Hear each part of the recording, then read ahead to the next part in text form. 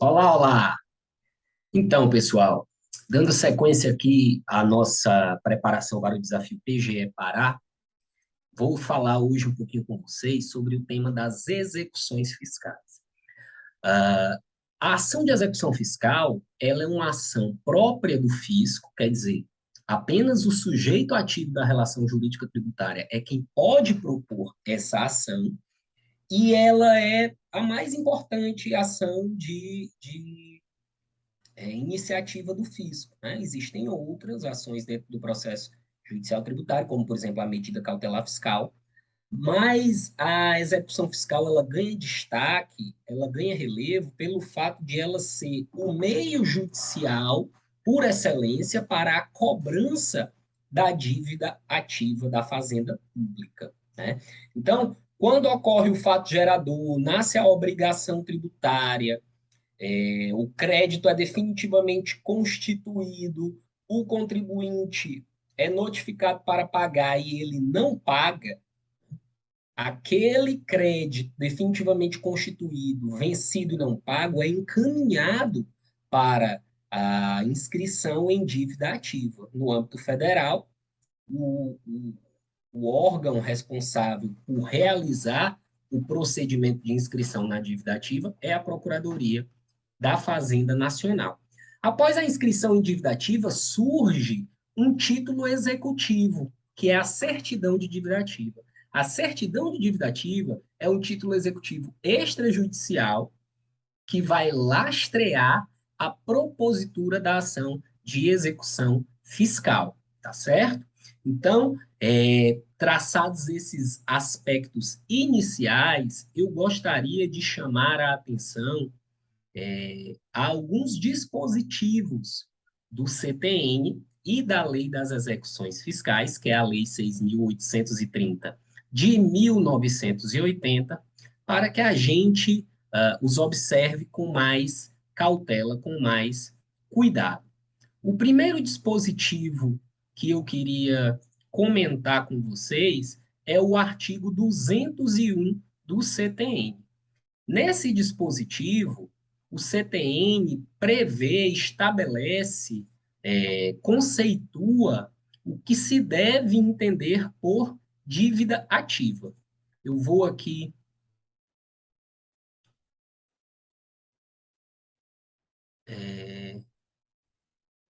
pronto, achei. Eu vou aqui dividir com vocês, compartilhar com vocês a minha tela, para que a gente possa fazer a leitura do dispositivo do CTN em conjunto. Diz lá, ó, constitui dívida ativa tributária a proveniente de crédito dessa natureza. Quer dizer, a decorrente de crédito tributário, desde que regularmente inscrito na repartição administrativa competente, depois de esgotado o prazo fixado para pagamento, pela lei ou por decisão final proferida em processo regular. Quer dizer, caso o sujeito passivo não pague o crédito que foi constituído definitivamente e nem possua qualquer medida judicial que suspenda a exigibilidade do crédito, a Fazenda Pública competente vai proceder à inscrição do crédito em dívida ativa com o objetivo de tornar aquela dívida líquida, e certa e exigível para lastrear, para subsidiar a propositura da execução fiscal, né? E, inclusive, o próprio CTN prevê que, em favor da dívida regularmente inscrita, milita uma presunção de certeza e liquidez. E por que que o CTN prevê isso? Lá no seu artigo 204. Isso nada mais é do que uma decorrência do princípio da autotutela administrativa. Se a fazenda pública, se o Estado, de acordo com o princípio da legalidade administrativa, só pode agir em estrita conformidade com a lei, toda a atividade de lançamento, de constituição do crédito tributário é uma atividade administrativa plenamente vinculada. Quer dizer, não há espaço para discricionariedade. Então, o procedimento de antes de ser efetivado o procedimento de inscrição na dívida ativa, existe, como decorrência do princípio da autotutela, um poder-dever da administração, do fisco, de observar toda a legalidade da linha do tempo, daquele procedimento de constituição do crédito tributário. A inscrição em dívida ativa ela só é realizada após esse controle prévio de legalidade. Por isso que existe uma presunção em prol da dívida regularmente inscrita. Agora, essa presunção ela é relativa, ela admite prova em contrária. Assim como toda presunção relativa, o que ela faz é modificar o ônus, modificar a pessoa que tem o ônus probatório. No caso, quando há uma presunção de validade da dívida que está inscrita,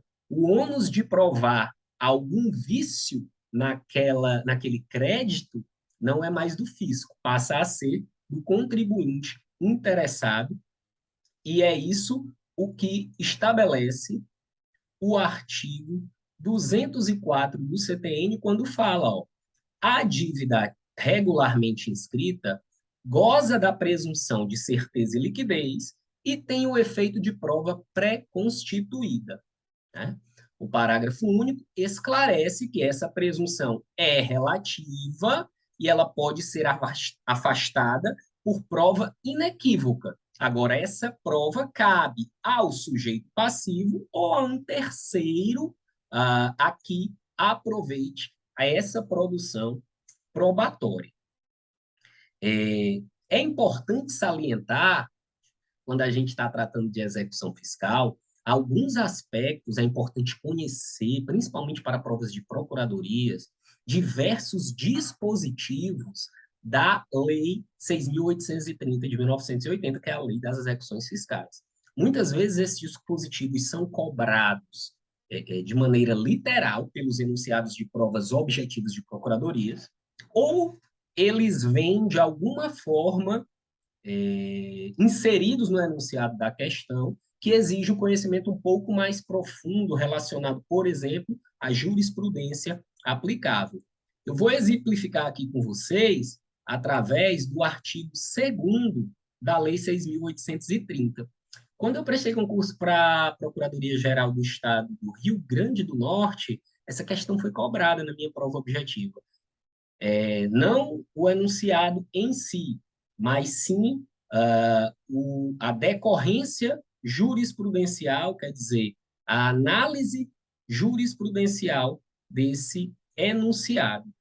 Então, deem-me licença para ler aqui o dispositivo, que é o artigo 2º, que fala o seguinte: constitui dívida ativa da Fazenda Pública aquela definida como tributária ou não tributária, na Lei 4.320 de 64, né?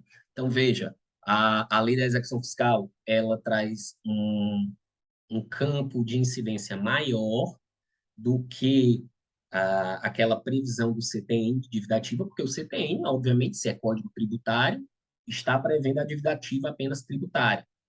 Mas as execuções fiscais, elas podem ser propostas para a execução de dívida ativa não tributária. E o que é dívida ativa não tributária? É uma dívida que a Fazenda Pública tem constituída de forma certa, líquida e pode ser exigida, que não se refira a tributo. Pode ser uma multa, pode ser uma taxa de ocupação, né, da SPU. Então, outros débitos, outros valores a que a Fazenda Pública faça jus, que não decorra diretamente da obrigação tributária, tá? E aí fala lá, ó, parágrafo 1º, é isso que a gente acabou de afirmar, qualquer valor cuja cobrança seja atribuída por lei às entidades da Fazenda Pública será considerado dívida ativa, né? E o parágrafo 3º é o que nos interessa, foi esse dispositivo que caiu na minha prova de procurador do Estado do Rio Grande do Norte. E diz lá assim, ó, a inscrição que se constitui no ato de controle administrativo da legalidade, lembra o que eu falei? Antes da inscrição ser efetivada com a emissão da CDA, existe um controle de legalidade de toda a atuação do fisco, desde a ocorrência do fato gerador até a constituição definitiva do crédito tributário, exercício da autotutela. Então, essa inscrição, que se constitui num ato de controle de legalidade, ela é feita pelo órgão competente para apurar a liquidez e certeza do crédito, no caso da União, Procuradoria da Fazenda Nacional, e suspenderá a prescrição para todos os efeitos de direito por 180 dias, ou até a distribuição da execução fiscal, se esta ocorrer antes de fim daquele prazo. E a questão que caiu na minha prova foi a seguinte: esse dispositivo do parágrafo 3º, do artigo 2º da LEF, da Lei das Execuções Fiscais, ele foi recepcionado pela Constituição de 88 ou não? Mas por quê? Por que a dúvida? Bem, veja, esse dispositivo está tratando de suspensão do prazo prescricional. E prescrição é matéria geral de direito tributário, né? E relacionada ao crédito tributário, cuja previsão está no CTN. O CTN, você sabe, é uma lei que é recepcionada pela Constituição de 88 com status de lei complementar. Então, sendo a Lei das Execuções Fiscais uma lei ordinária, poderia um dispositivo dela derrogar uma previsão de lei complementar ou de uma lei com status de lei complementar como você tem? Então, seria válido esse parágrafo 3º do artigo 2º da Lei das Execuções Fiscais, ou ele não teria sido recepcionado pela Carta Magna de 88? O que é que o STJ decidiu? O STJ decidiu que essa suspensão da prescrição de 180 dias, a contar da inscrição na dívida ativa prevista na LEF, ela é válida sim, mas apenas para a dívida ativa não tributária. Porque para a dívida ativa tributária, o tema da prescrição ele é reservado à lei complementar, né? No caso, é o artigo 174 do CTN que regula a prescrição. E, portanto, ele só poderia ser alterado mediante lei complementar. Decisão muito, como é que eu posso dizer, razoável, mas não era essa a palavra, é muito homogênea se considerarmos a posição jurisprudencial, né,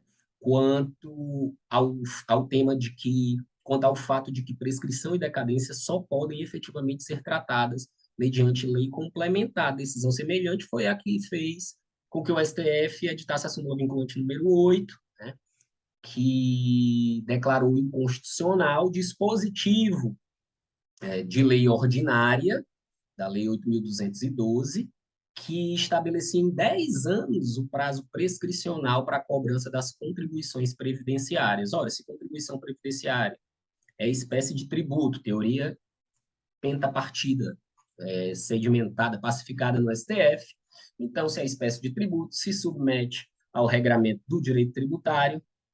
Matéria de prescrição e decadência só pode ser tratada por lei complementar, então, lei ordinária não poderia derrogar a lei complementar, tá certo? Então, o dispositivo previsto no parágrafo 3º do artigo 2º da LEF, que diz respeito à suspensão do prazo prescricional quando da inscrição em dívida ativa, só é válido de acordo com o STJ para dívida ativa não tributária. Esse dispositivo não foi recepcionado pela Constituição de 88 no que diz respeito à dívida ativa tributária.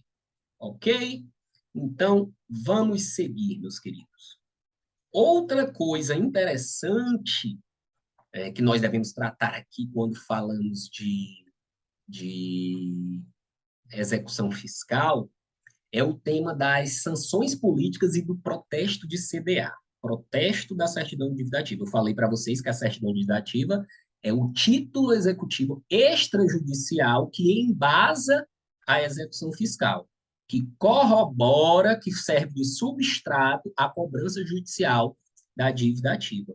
Pois bem, se o contribuinte não pagar essa CDA, esse título extrajudicial, ele pode ser protestado? Ele pode ser protestado no cartório, como um outro título de crédito, como um outro título executivo extrajudicial, né? E o STF já entendeu que sim. O meio legal de cobrança dos créditos tributários por excelência é a execução fiscal, né?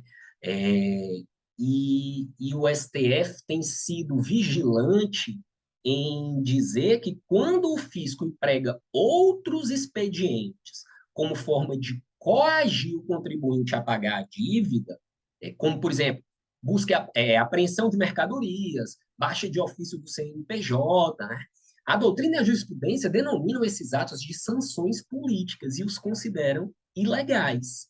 Inclusive, as súmulas do Supremo Tribunal Federal sobre esse tema. Eu trouxe algumas aqui para a gente comentar. Olha lá. A primeira é a súmula 70 do STF, que diz: é inadmissível a interdição do estabelecimento como um meio coercitivo para a cobrança de tributo, né? É uma sanção política. Súmula 323, é inadmissível a apreensão de mercadorias como meio coercitivo para a cobrança de tributos. Súmula 547, não é lícito a autoridade. Deixa eu abrir aqui, pronto.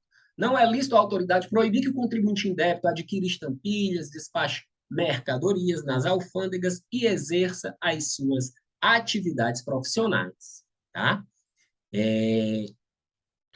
O tema ganhou especial relevância porque o STF também decidiu, em sede de repercussão geral, que é inconstitucional a suspensão realizada por Conselho de Fiscalização Profissional do exercício laboral de seus inscritos por inadimplência de anuidades, pois a medida consistiria em sanção política em matéria tributária.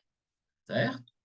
Então, vejam como é relevante o conhecimento dessas circunstâncias.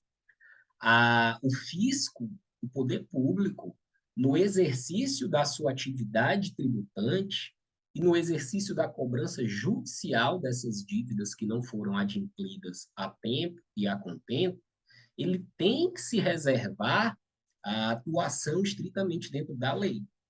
Ao desbordar dessa atuação prevista em lei, ao trazer novos mecanismos para a cobrança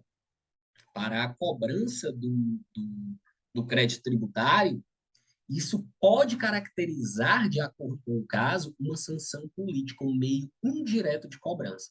E esses meios indiretos de cobrança são considerados abusivos pela doutrina e pela jurisprudência e, portanto, não são válidos. Agora, e quanto ao protesto da CBA?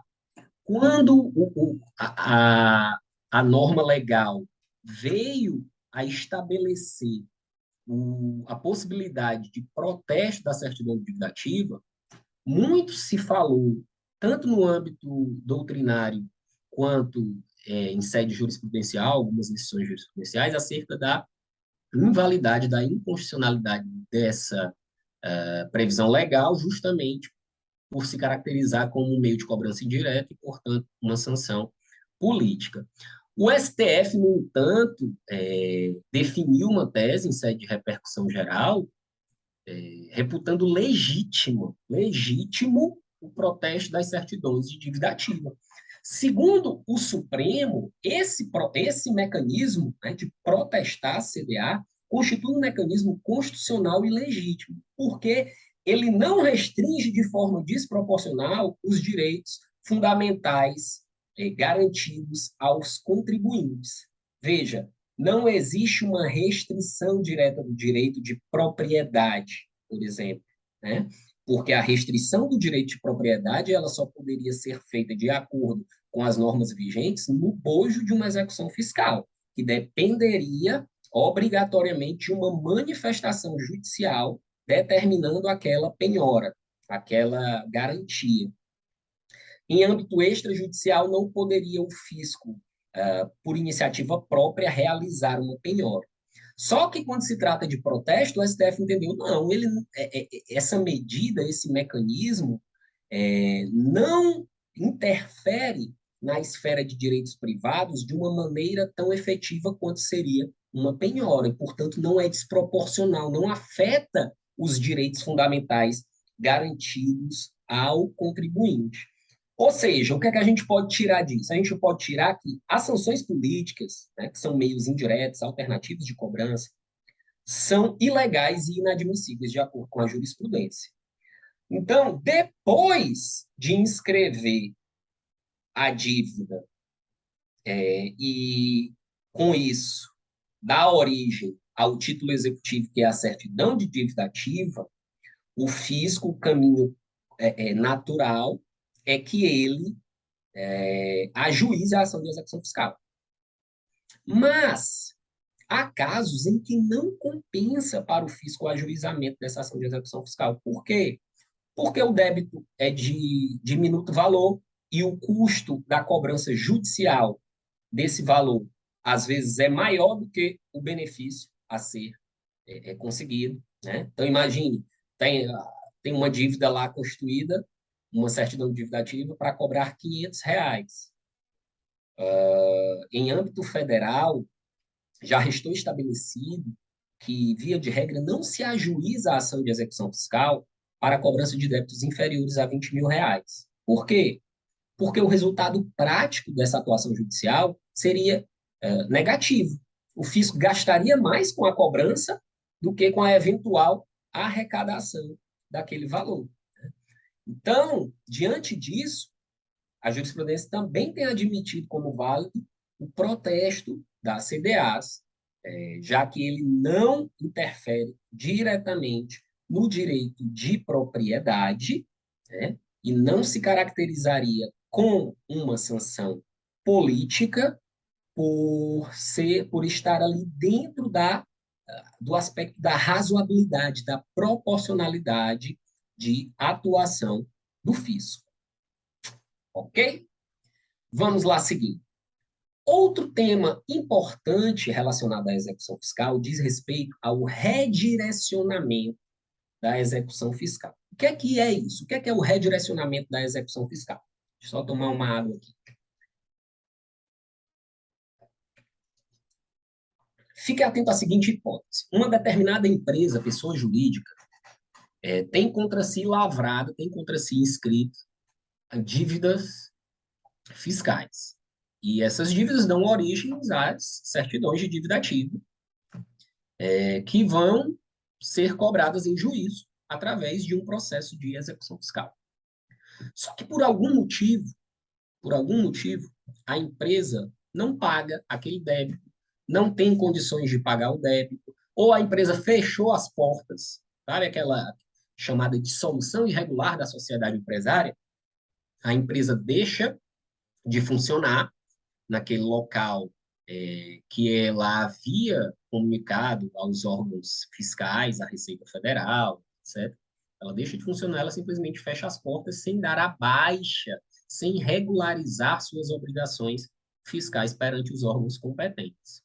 Nesse caso, é possível o redirecionamento da execução fiscal em nome dos sócios, mas não de todos, e sim apenas dos sócios administradores. Mas o CPN, ele traz limitações a esse redirecionamento. O redirecionamento não pode ser feito de qualquer maneira pelo fisco, não é automático. A empresa não pagou o tributo, por exemplo, não pagou o tributo, então eu vou cobrar do sócio administrador, do sócio gerente. Não é assim. Não é assim que funciona. Não é assim a previsão legal do CTN. Vamos lá no artigo 135 do CTN, ver o que é que prevê o Código Tributário Nacional sobre o tema. O 135 diz assim, ó, trata da hipótese de responsabilidade tributária de terceiros. Né? E diz lá, são pessoalmente responsáveis pelos créditos correspondentes a obrigações tributárias, resultantes de atos praticados com excesso de poderes ou infração da lei, contrato social ou estatuto. Inciso 3. Diretores, gerentes ou representantes de pessoas jurídicas de direito privado. Então, veja, o CTN estabelece que a responsabilidade, primeiro, é pessoal, né? Quer dizer, não há falar aqui em benefício de ordem em responsabilidade subsidiária. A responsabilidade passa a ser da pessoa. Mas essa responsabilidade ela só diz respeito aos atos praticados com excesso de poderes ou infração à lei, contrato social ou estatutos. Quer dizer, a contrário senso, interpretando a norma, nós temos que, se não houver nenhuma conduta efetivamente fraudulenta, nenhuma infração à lei, ao contrato social, nenhuma atuação fora dos poderes determinados, seja na lei, seja no contrato social daquela empresa, o sócio-gerente, o administrador, ele não poderá ser responsabilizado pela dívida tributária. A dívida tributária terá que ser, terá que ter sua cobrança mantida apenas em face da pessoa jurídica. E aí, esse tema começou a chegar bastante nos tribunais diante da ocorrência do fechamento irregular das empresas. Né? O STF já havia decidido, olha, não basta que a empresa deixe de pagar o tributo para que a execução fiscal seja redirecionada ao sócio administrador. Não. O sócio administrador ele só vai ser pessoalmente responsável nas hipóteses de excesso de poder, de fraude, de infração à lei, ao contrato social, de acordo com o CTN. Beleza. Mas e quando a empresa fecha as portas sem realizar a sua baixa, sem comunicar os órgãos fiscalizatórios, sem realizar o pagamento dos tributos de mais encargos, eventualmente encargos trabalhistas ou mesmo dívidas decorrentes da atividade empresarial com outras pessoas privadas. E aí, nesse caso, a empresa simplesmente fecha as portas. Eu posso ou não posso redirecionar para o sócio? Eu, Fazenda Pública, na ação de execução fiscal, tenho que provar que houve um ato fraudulento, um ato de infração à lei, ou o próprio ato de fechar as portas sem dar a baixa regular, legalmente prevista, já se considera um ato em infração à lei, né? E aí, tendo isto em conta, o STJ julgou o caso, estabelecendo, editando a sua súmula de número 423. Nessa súmula, o STJ decidiu que a empresa que deixa de funcionar no seu domicílio fiscal, sem comunicar aos órgãos competentes, presume-se dissolvida irregularmente. E essa dissolução irregular, ela já legitima o redirecionamento da execução fiscal para o sócio-gerente. Quer dizer, já existe uma presunção de que a dissolução irregular caracteriza uma fraude, uma infração à lei, uma atuação fora do âmbito dos poderes previstos pelo contrato social ao sócio-gerente. E no informativo 678, ficou claro para o STJ que o redirecionamento da execução fiscal contra os sócios prescinde, quer dizer, dispensa o trânsito em julgado da sentença penal condenatória em crime falimentar.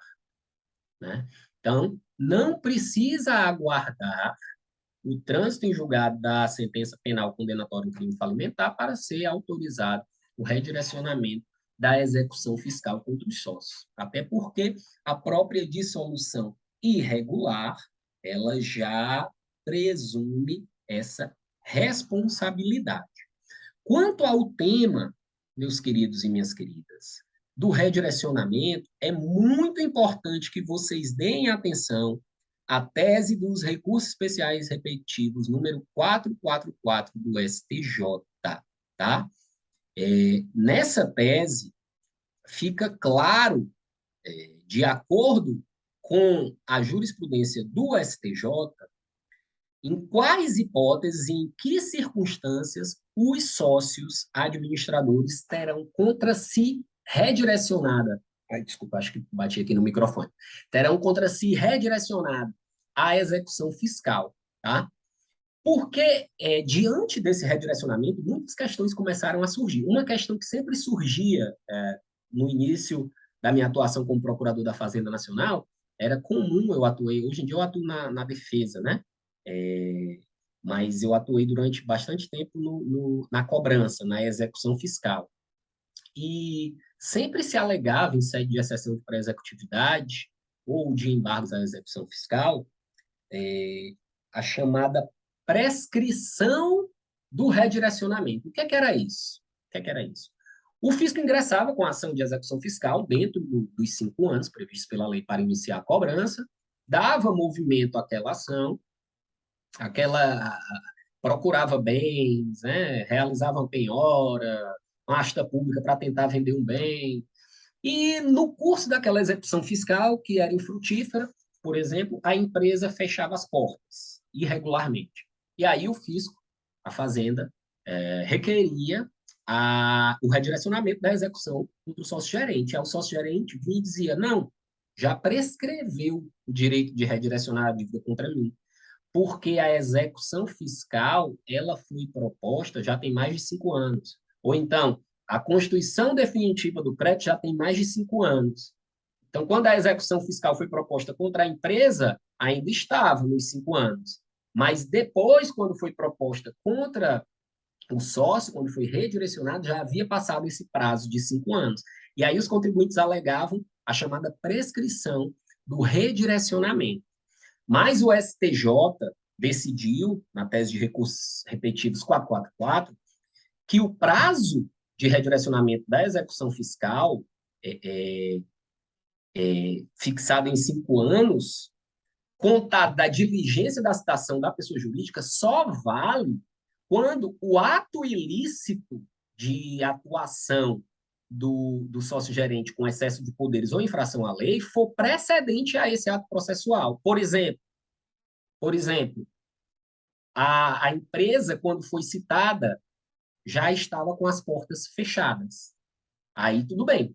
Se passou 5 anos do processo de execução fiscal e só após 5 anos o fisco vai querer redirecionar essa execução, aí ocorreu a prescrição do redirecionamento. Mas se a empresa não havia encerrado as atividades, se em princípio não havia qualquer auto fraudulento, ou pelo menos o fisco não tinha conhecimento, não tinha sido ainda realizada uma fiscalização que demonstrasse a prática do auto fraudulento pelo sócio gerente, o prazo não começaria a contar da citação da pessoa jurídica. Porque, veja, a prescrição é um instituto jurídico que visa punir a inércia do titular de um direito. É aquela coisa que a gente aprende no início da faculdade, né? O direito não socorre aos que dormem. Se o fisco ingressou com a execução fiscal contra a empresa que era efetivamente a devedora, se o fisco não tinha verificado, porque ainda não havia ocorrido nenhum ato de infração ou de fraude contra o sócio-gerente e, portanto, ele não poderia redirecionar, como é que após esse sócio-gerente praticando um ato em infração à lei, poderia deixar de ser responsabilizado por conta do luxo prescricional? Não faz sentido. Estar-se aí dando uma vantagem indevida à pessoa que estaria cometendo uma fraude, um abuso de direito em face do poder público, tá?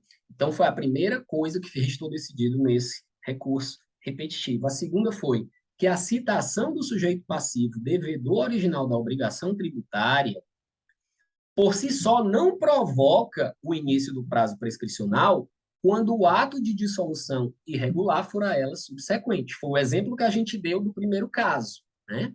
O STJ deixou mais claro aqui. O primeiro caso, ele tratou mais da infração à lei, contrato social. No segundo, ele especificou quanto à dissolução irregular. Ora, se a dissolução irregular ocorreu no curso da execução fiscal, só a partir daquele momento é que o fisco poderia pedir o redirecionamento contra o sócio gerente, né? Então, o termo inicial desse prazo prescricional para a cobrança do crédito dos sócios gerentes é a data da prática de ato inequívoco, indicador do intuito de inviabilizar a satisfação do crédito tributário já em curso de cobrança executiva. E, por fim, o STJ decidiu também que, em qualquer hipótese, a decretação da prescrição para o redirecionamento impõe que seja demonstrada a inércia da Fazenda Pública no lustro, quer dizer, nos 5 anos que se seguiu a citação da empresa originariamente devedora, ou o ato inequívoco mencionado no item anterior, né? Ou seja, a inércia da Fazenda após a constatação da dissolução irregular da pessoa jurídica. Cabendo às instâncias ordinárias, usando os fatos e provas atinentes à demonstração da prática de atos concretos na direção da cobrança do crédito tributário no decurso do prazo prescricional. Então, restou aí pacificada a tese no âmbito do STJ de que o redirecionamento da execução contra os sócios gerentes, o prazo prescricional, melhor dizendo, desse redirecionamento, ele só pode ser contado a partir do ato que ensejaria a responsabilidade desse sócio-gerente. Né? Se esse ato é anterior à citação da pessoa jurídica, então já poderia começar o prazo prescricional ali. Mas se esse ato é posterior, se ele cometeu uma fraude, um ilícito no decorrer do processo de execução fiscal, ou se a empresa encerrou irregularmente suas atividades no decorrer da execução fiscal, aí a cobrança pode ser redirecionada para o sócio-gerente, contando-se o prazo de 5 anos, desde a prática desse ato da verificação da dissolução irregular. Ok? Vamos prosseguir com mais alguns aspectos relacionados à execução fiscal. Uma outra coisa que eu gostaria de tratar com vocês sobre a execução fiscal diz respeito à exigência de garantia do juízo para o oferecimento de embargos, né? Você sabe que o CPC, só falo em novo CPC, né? Mas já faz um bom tempo aí que o CPC está em vigor. O CPC modificou o CPC anterior de 73, desculpe, 1973, para prever a possibilidade do executado embargar a execução sem a garantia do juízo. Na sistemática do CPC de 73, para que houvesse o embargo à execução, os embargos à execução, era necessária a garantia do juízo. Com o CPC de 2015, essa previsão não mais subsiste. E aí surgiu a dúvida. E na execução fiscal? O devedor tributário, o sujeito passivo, né, da execução fiscal, ele pode ser dívida ativa tributária ou não tributária, ele precisa garantir o juízo para embargar a execução, porque o artigo 16 da Lei das Execuções Fiscais traz um dispositivo expresso quanto a isso, né? Diz lá no artigo 16 da LEF. Vamos ler aqui. O executado oferecerá embargos no prazo de 30 dias contados do depósito, né, quando ele deposita o valor que está sendo cobrado para garantir o juízo, da juntada da prova da fiança bancária ou do seguro-garantia, ou da intimação da penhora. E o parágrafo 1º é categórico em afirmar: não são admissíveis embargos do executado antes de garantida a execução. E aí surgiu, instaurou-se a celeuma, né? O que é que se aplica no caso das execuções fiscais? Essa regra específica que exige a garantia da execução, que é a mesma regra que era prevista de maneira geral para as execuções em geral do CPC de 73, ou com o advento do CPC de 2015, que passou a não mais exigir a garantia do juízo para a propositura dos embargos, essa exigência perdeu aplicabilidade, perdeu valor jurídico. Vamos lá. O STJ decidiu, em sede de recursos repetitivos, que aplica-se o princípio da especialidade da lei. O que é que isso significa? Apesar de o CPC de 2015 ser uma lei posterior à Lei das Execuções Fiscais, que é do ano de 1980, a Lei das Execuções Fiscais é uma lei especial, porque ela prevê um rito processual todo específico para a cobrança dos débitos de titularidade da Fazenda Pública. E a lei especial derroga a lei geral no que lhe for contrário. Portanto, já que não houve alteração da lei das execuções fiscais, a nova redação do artigo 736 do CPC, né, que foi dada pela Lei 11.382 de 2006, esse dispositivo esse que dispensa a garantia a garantia como condição para a propositura dos embargos, não se aplica às execuções fiscais. Quer dizer, às execuções fiscais aplica-se ainda o artigo 16 da LEF, que exige a garantia do juízo para a propositura dos embargos, ok? Outro tema interessante, julgado pelo STJ, é o tema 288, que diz que o termo inicial para a apresentação dos embargos à execução é a data da intimação da primeira penhora realizada, mesmo que ela seja insuficiente, excessiva ou ilegítima, exceto naqueles casos em que a discussão se refere aos aspectos formais do novo ato constritivo. Então, preste atenção. Pode parecer um pouco complicado a princípio, mas eu vou tentar aclarar aqui para vocês.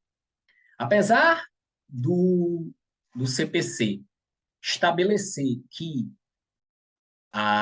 em regra, não mais se exige a garantia do juízo para, desculpe, a garantia do juízo para os embargos à execução, continua válido o dispositivo da Lei das Execuções Fiscais, que estabelece a necessidade de garantia do juízo para embargar a execução fiscal. E esse dispositivo continua válido porque a LEF é uma lei especial em relação ao CPC, que é uma lei federal, certo? Só que, quando é que começa a contar o prazo para a apresentação desses embargos? A lei estabelece lá que é 30 dias contados da intimação da penhora. Veja que não é da juntada do auto de penhora pelo oficial de justiça no processo. É da intimação da penhora. É de quando o oficial de justiça certificar que realizou a penhora. Só que na prática a gente tem observado o seguinte: muitas vezes, quando o oficial de justiça vai realizar a penhora, ele não encontra bens. E não encontra bens não é porque o devedor esteja ocultando os bens. Muitas vezes ele não encontra porque o devedor não tem bens. Ou os tem, mas em caráter insuficiente. É muito comum, por exemplo, a realização de penhora online, através do sistema Bacen-Júri, sendo uma penhora parcial. Por exemplo, o devedor tinha uma dívida de 100 mil reais, encontram-se, o judiciário consegue localizar em aplicações e contas bancárias do devedor a quantia de 50 mil reais, 50% da dívida. Essa quantia é penhorada. E aí, esse devedor vai poder embargar ou não a execução? Né?